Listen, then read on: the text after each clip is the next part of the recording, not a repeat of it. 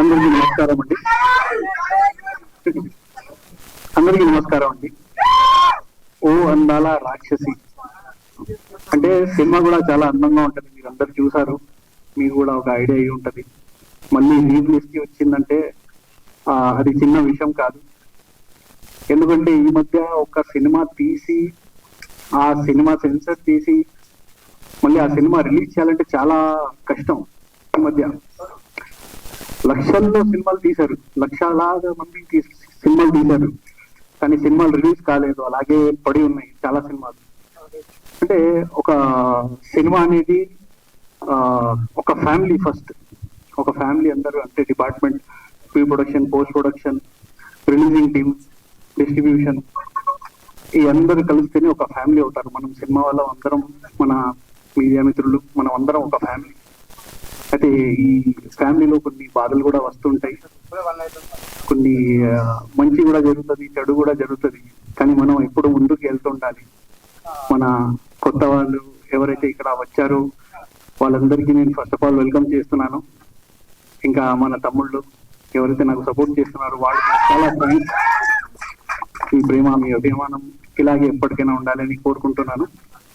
ఇంకా లేట్ చేయకుండా మేడం మన Q&A స్టార్ట్ చేద్దాం madam.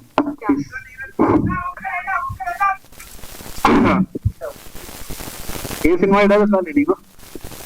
Me cinema డైలాగే కావాలంటున్నా.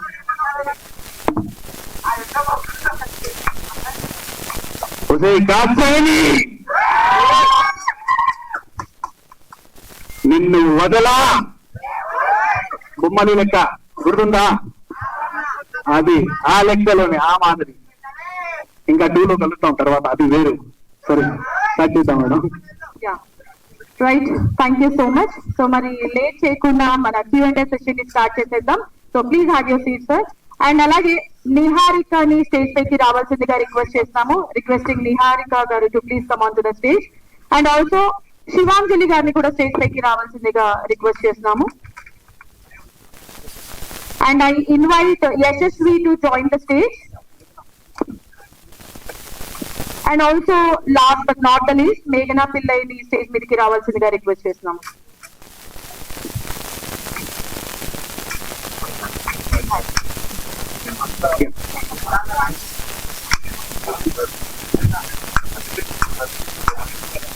Yes, so without any further delay, let's start the Q&A.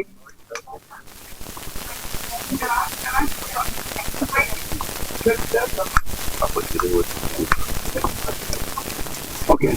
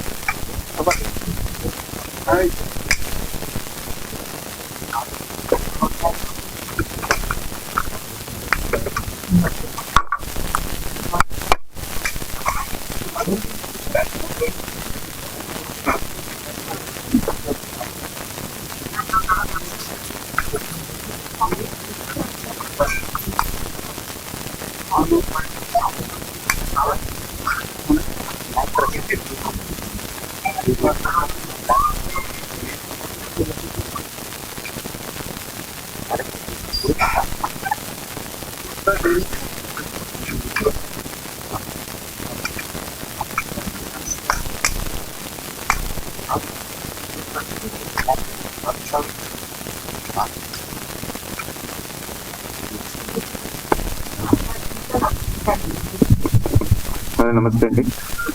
నమస్తే sir, బాగున్నారా సార్? అవునా సార్ సార్ ఏంటి సినిమా రిలీజ్ చేస్తున్నారు? సార్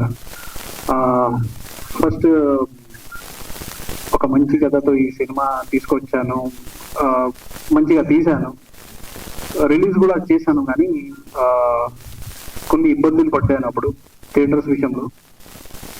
మనందరికీ తెలిసిన విషయం, అది కొంచెం పాలిటిక్స్ ఎక్కువ ఉంది మన ఇండస్ట్రీలో. అయితే అప్పుడు కొంచెం సఫర్ అయ్యాం. మళ్ళీ ఇప్పుడు ఒక స్టెప్ ముందుకు వస్తున్నాం. మీరందరూ సినిమా చూసారు, ఎలా ఉంది చూసారు?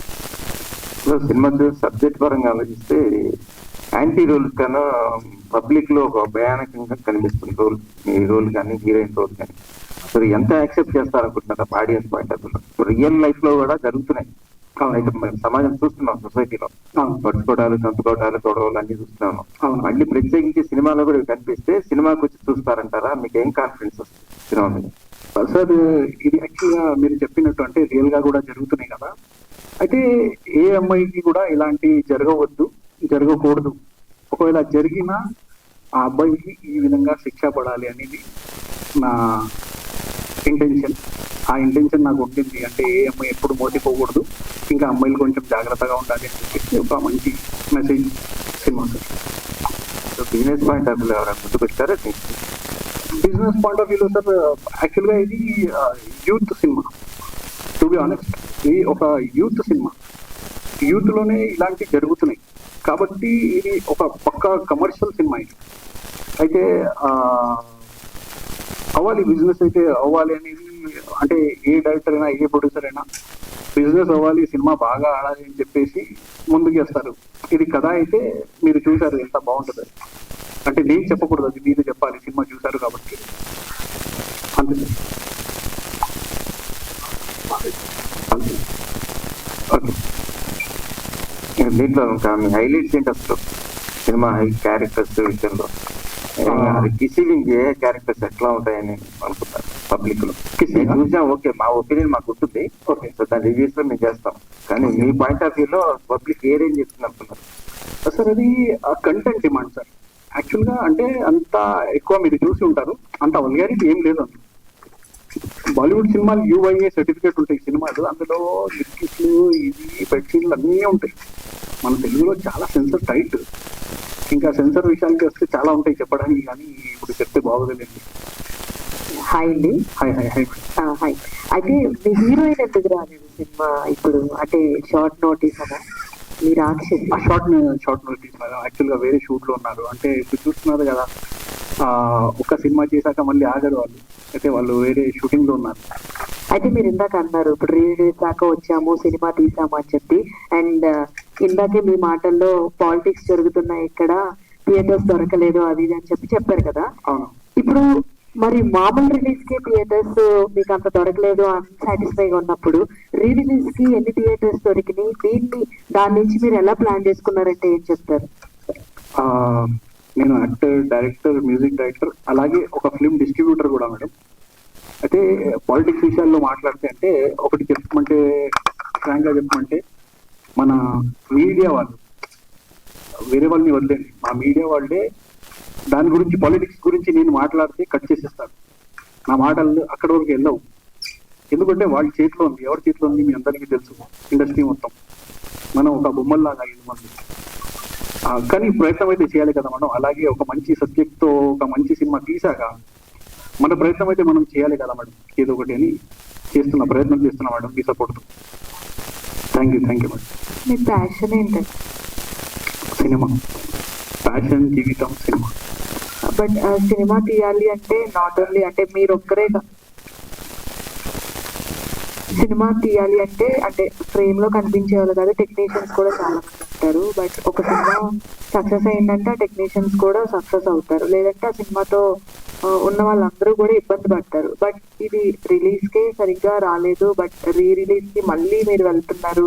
ఇవన్నీ చూసుకున్నట్లయితే సినిమా తీయడం కష్టం అనిపించిందా? సినిమా తీసాక కష్టం అనిపించింది? మేడం, నేను ఇది నా 5వ సినిమా డైరెక్షన్ లో. ఇంతకు ముందు 4 సినిమాలు చేశాను డైరెక్షన్. అయితే తీయడానికి ఎప్పుడు కష్టంగా ఉండదు. అది మనం అంటే ఒక కథని ఇష్టపడి ఆ కథని మనం తీస్తున్నప్పుడు మనం ఎంజాయ్ చేస్తాం. అది చాలా బాగుంటది, ఆ ఫీల్ బాగుంటది.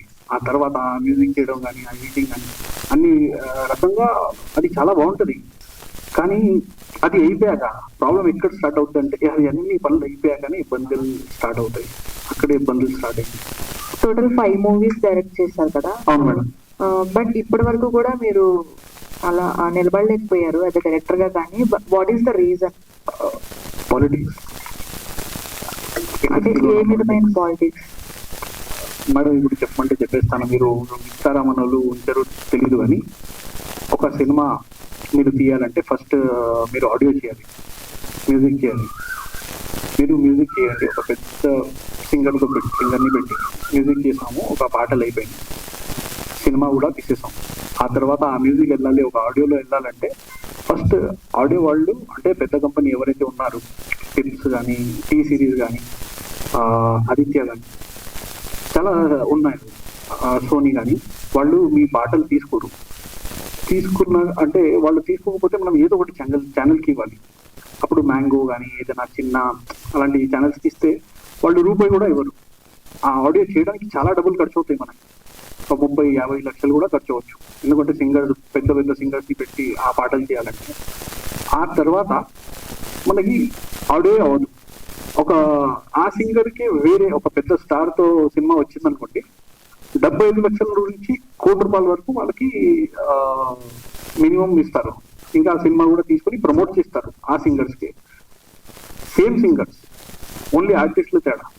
కానీ ఆడియో కంపెనీ తీసుకుంటే వాళ్ళకి ప్రమోట్ చేసుకోవచ్చు, కానీ ఆడియో కంపెనీ తీసుకోరు. ఎందుకంటే ఇది పాలిటిక్స్, ఫస్ట్ విషయం.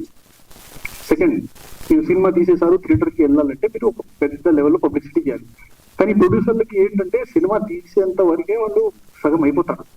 వాళ్ళ దగ్గర లాస్ట్ మూమెంట్లో ఏముంటుంది అంటే అంత పబ్లిసిటీ చేయలేరు, మనకి ఇప్పుడు కావాల్సిన లెవెల్లో పబ్లిసిటీ చేయలేరు.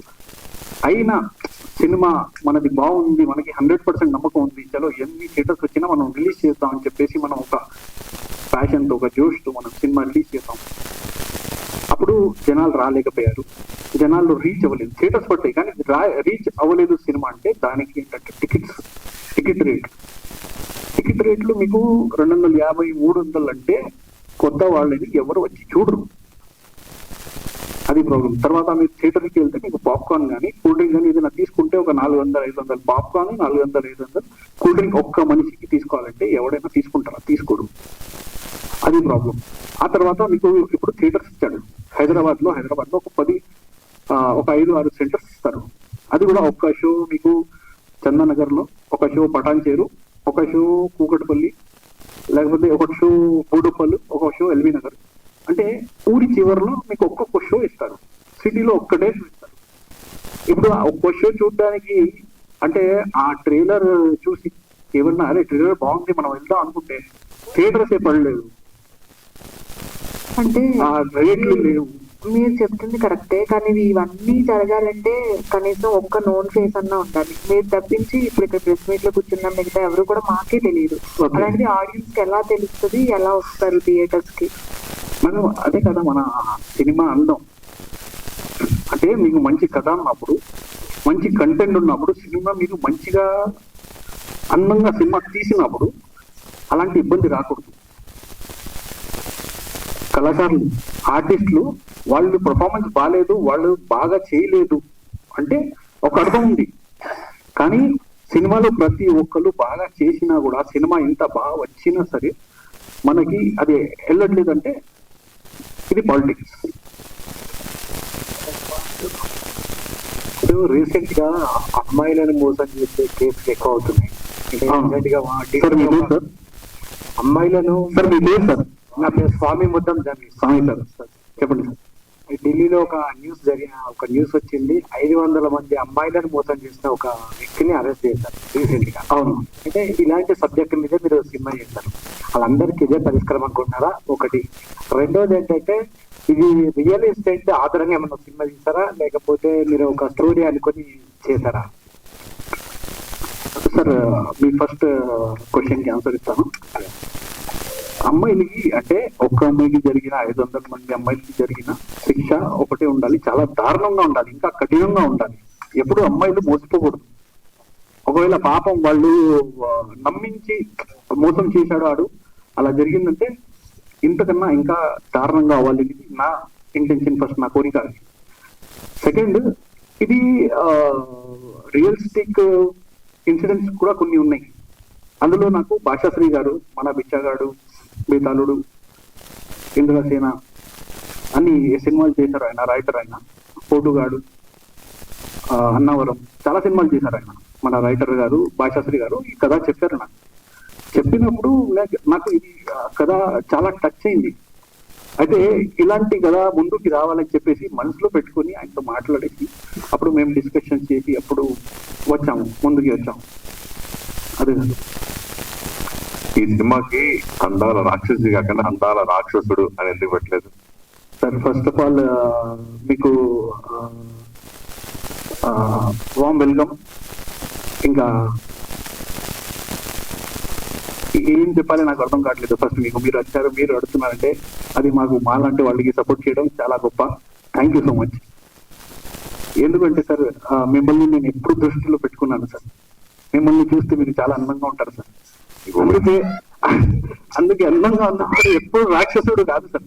అంటే చూడడానికి నేను అన్నట్లేదు, మీ మనసు చాలా అందంగా ఉంటది. మీతో మేము చాలా మంది ఇన్స్పైర్ అయ్యాం. మీకు ఆ విషయం తెలియదు. మీరంటే మాకు చాలా ఇష్టం. Thank you sir. సార్ ఇది అంత పోగానే నేను అడుగుతాను సార్. అడగండి. అంటే ఈ క్లైమాక్స్ చూస్తున్నాం, అంతకుముందు నేను చూడదు, జస్ట్ క్లైమాక్స్ అప్పుడు చూసాను. చూసినప్పుడు ఈ సినిమాకి ఏంటి అందాల రాక్షసు పెట్టి అందాల రాక్షసు పెట్టాల్సింది కదా అనిపించి అందుకు అడిగా. Sir content demand sir. అది యాక్చువల్ గా కంటెంట్ లో హీరోయిన్ చాలా అందంగా ఉంటది, లాస్ట్ లో రాక్షసిగా మారుతుంది. మారాక అది ఏం చేస్తుంది మీరు చూసారు, క్లైమాక్స్ ఎంత దారుణంగా ఉందో. అందుకే అది ఒక రాక్షసిలా మారింది అని చెప్పి కొంచెం ఆ విధంగా ఈ కథ చెప్పినప్పుడు అంటే 1 year క్రితమే రిలీజ్ అయిన సినిమా కదా ఇది. భరద్వాజ్ గారిని ఎలా ఒప్పించారు ఈ సినిమాలో క్యారెక్టర్ కి? సార్ ఇది భరద్వాజ్ గారు ఇంకా మన సుమన్ గారు కూడా చేశారు. ఆయన సుమన్ గారు రెగ్యులర్ హీరో, భరద్వాజ్ హీరో కాదు. ఆయన హీరో కాదు, కానీ ఆయన మాకు హీరో, ఆర్టిస్ట్ కూడా కాదు కదా. అవును, ఆయనే పెద్ద ప్రొడ్యూసర్ ఆయన.